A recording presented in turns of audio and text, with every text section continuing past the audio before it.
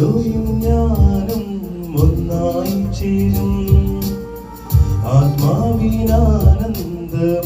വേളയായി എന്നുള്ളിൽ വാഴുന്ന ജീവന്റെ നാഥനെ അപ്പത്തിൻ രൂപത്തിൽ വന്നിടണേ.